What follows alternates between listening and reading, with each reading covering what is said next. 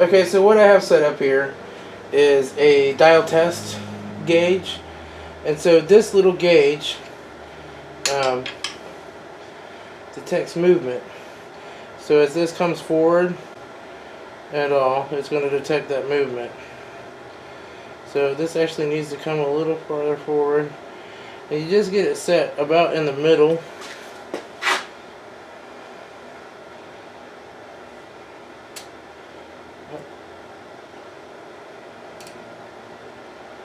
So there's got some forwards and backwards movement, like so. Right, and then you turn the face of this to the zero, to zero it out.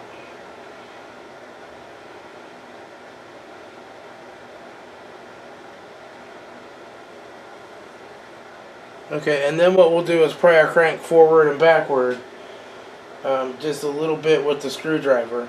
And I'll probably have to hold a little pressure on it because I got some assembly pre-lube in here, and this is a very tight clearance motor. I'll kind of zoom in on this for you. You'll be able to see that. So we'll pry it back as far as it'll go. I'm not quite zero, hang on.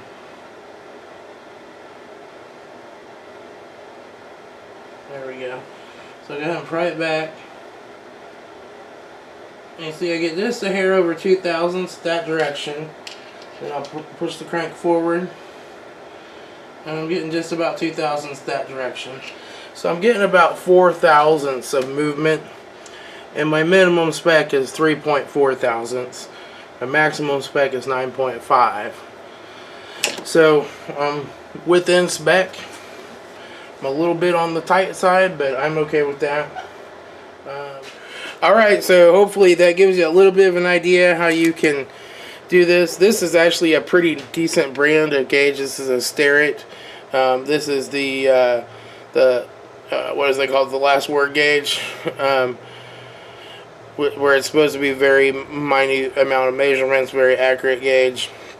But you can get these from China pretty cheap. You can get the holder bases. You can get them on eBay. I mean, it's not a bad idea to invest in a good, worthwhile tool, but it might be the difference between around 20 bucks and 170 bucks for a really good one that a machinist would use.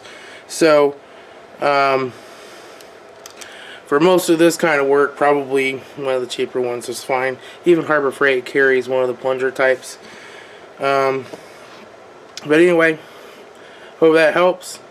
If anybody wants to, measure crankshaft end play, it's Tom, Frugal Prepper. I will talk to y'all later.